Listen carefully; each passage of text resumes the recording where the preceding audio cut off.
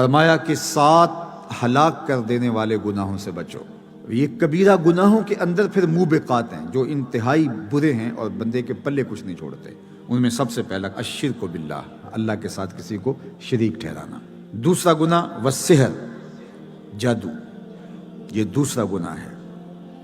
اور تیسرا وقتل النفس التي حرم اللہ الا بالحق، اور حرام کیا ہے جس کے قتل کرنے کو اس کو قتل کرنا، سوائے یہ کہ جو شریعت نے ہمیں 3 وجہ بیان فرمائی وہ ایک الگ ہے۔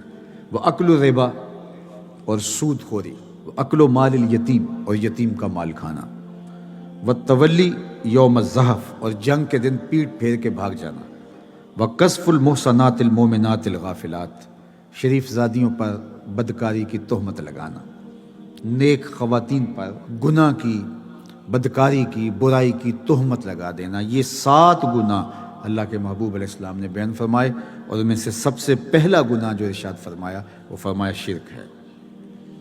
تو شرک کی معافی نہیں ہے، اپنے دامن کو شرک سے بہر صورت پاک رکھنا ہوگا، اور اللہ جل شانہ کے ساتھ اپنے تعلق کو مضبوط سے مضبوط تر کرنا ہوگا۔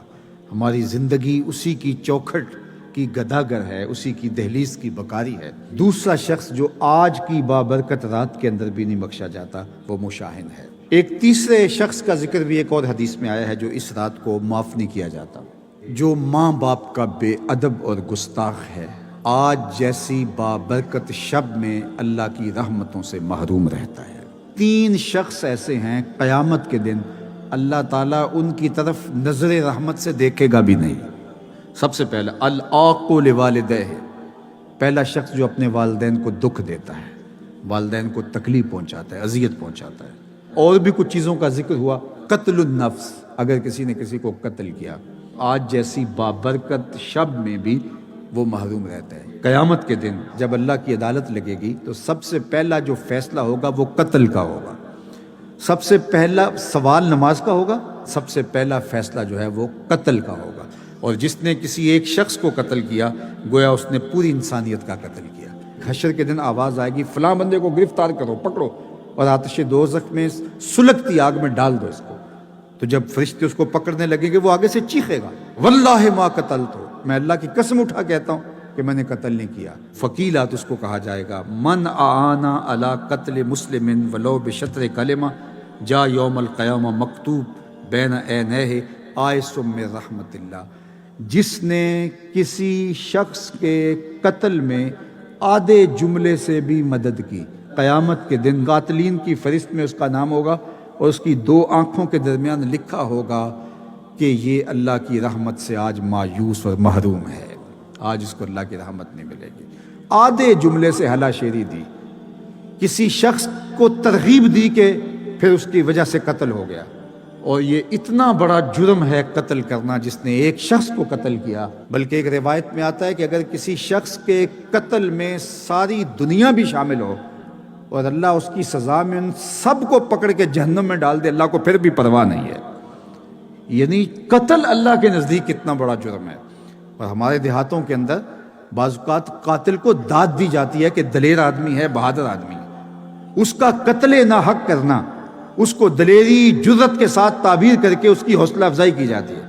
اور پروان چڑھتے ہوئے بچوں کو جب ایسے لوگوں کی جو قاتل تھے ان کی کہانیاں سنائی جائیں گی تو یہ آدھے جملے سے مدد ہوگی۔ یہ اتنا مکروہ عمل ہے، اتنا بدترین عمل ہے کہ اس کی نفی کی گئی، تو اس کو پکڑ کے آتش دوزخ میں ڈال دیا جائے گا۔ اللہ اکبر۔ تو آج ہم اللہ کی بارگاہ میں دعا کرنے سے قبل سچے دل سے توبہ اور رجوع اللہ کرتے ہیں۔ جو آدمی اللہ کے حضور توبہ کرتا ہے لیکن وہ عزم مصمم نہیں رکھ رہا ہوتا کہ گناہ ختم کرنے کا، گناہ سے مکمل اجتناب کا پختہ ارادہ نہیں ہوتا، بس زبان سے کہہ رہا ہوتا ہے، دل سے نہیں کہہ رہا ہوتا۔ توبہ یا اللہ میری توبہ، کوشش کر کے آنسو بھی لے آتا ہے کہ چلو میں شاید اللہ کو یہ بتا سکوں کہ میرے آنسو بھی نکل آئے، لیکن دل اس کا اس گناہ سے ہٹنے کا نہیں ہوتا ہے۔ تو اللہ تو دلوں کے بھید جانتا، فرمایا وَهُوَ يَسْتَهْزِئُ رَبَّهُ، وہ اپنے رب سے مذاق کرتا ہے۔ تو مذاق نہ کرے، جب توبہ کرے اس وقت پختہ عزم کے ساتھ، مصمم ارادے کے ساتھ کہ نہیں، ہو ہی نہیں سکتا دوبارہ گناہ کروں گا۔ بعد میں اگر اس سے ہو گیا تو وہ ایک الگ بات ہے، لیکن اگر اس نے کہا چلو میں توبہ کے لفظوں کی رسم تو ادا کرتا ہوں، قائم رہ سکا ٹھیک ہے، نہ رہ سکا پھر بھی ٹھیک ہے، اس گناہ کو چھوڑنے کو، رشوت کو چھوڑنے کو، برائی کو چھوڑنے کو جی نہیں چاہ رہا اس کا، لیکن وہ اوپر سے کہہ رہا ہے شبرات کا موسم ہے، سب رو رہے ہیں، سب توبہ کر رہے ہیں، چلو تم بھی ساتھ شامل ہو جاؤ، توبہ کے عنوان سے گفتگو سنیے، چلو توبہ توبہ پکار اٹھو۔ نہیں، ایسا نہیں ہے۔ وہ یستہزی ربا، وہ اپنے رب سے مذاق کرتا ہے۔ سچی توبہ کی 3 شرطیں میں نے بتائیں جو علماء نے بیان فرمائی۔ ایک تو گناہ ترک کر دے، ایک عزم مصمم کرے کہ آئندہ نہیں کروں گا، اور ایک جو گناہ کیا ہے اس سے اس کو شرمندگی ہو۔ کس سے شرمندگی؟ اپنے رب سے، لوگوں سے نہیں کہ پتہ چل گیا ہے۔ کچھ لوگ ہوتے ہیں جرم کرتے ہیں تو اچانک وہ راز فاش ہو جاتا ہے اور لوگوں میں رسوائی ہوتی ہے تو پھر وہ پکا ارادہ کرتے ہیں دوبارہ نہیں کریں گے، تو وہ اس لیے کر رہے ہوتے ہیں کہ لوگوں کے سامنے رسوائی نہ ہو۔ لوگوں کے سامنے رسوائی کے ڈر کی وجہ سے نہیں، یا ایک منصب اچھا مل گیا ہے تو کہتا ہے یار اب دیکھو نا، میں قاری بن گیا ہوں، مفتی بن گیا ہوں، فقیہ بن گیا ہوں، اتنا بڑا شیخ بن گیا ہوں، تو اب اگر میں گناہ کروں اور پھر وہ لیک ہو جائے اور پتہ چل جائے لوگوں کو تو کیا میرے بارے رائے رکھیں گے؟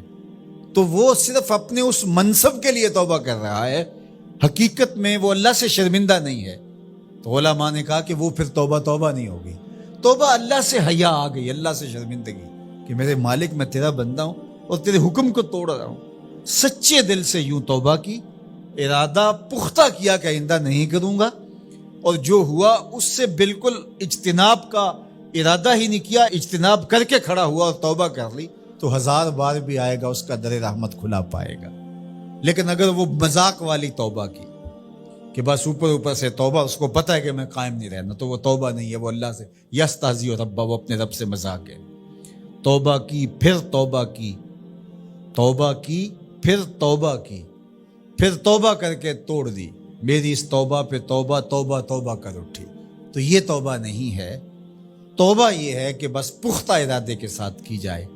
تو فرمایا کہ 100 بار توبہ شکستی باز آ، 100 مرتبہ بھی تو نے توبہ توڑ دی ہے، لیکن توبہ تو نے پکی کی تھی لیکن توڑ دی، واپس پھر بھی آ جا۔ وہ یہ نہیں کہے گا تو توڑ کے آیا ہے، اب تیرا اعتبار نہیں رہا، بے اعتباریا تیری توبہ قبول نہیں، تو 1000 بار بھی توبہ توڑ کے آیا ہے، مالک کی دہلیز پہ آیا، وہ کریم اتنا ہے پھر معاف فرما دے گا۔ اللہ اکبر۔ تو آئیے میں اور آپ پکا عزم کریں اپنے دل کے ساتھ کہ ہم اللہ کے حضور سچی توبہ کر کے اپنی زندگی کو اس کے راستوں پہ لے آئیں گے، اور اپنی خواہشات کو، اپنی تمناؤں کو، اپنی آرزوؤں کو شریعت بیضا کے مطابق ڈھالنے کی کوشش کریں گے۔ اللہ مجھے آپ کو توفیق عمل نصیب فرمائے۔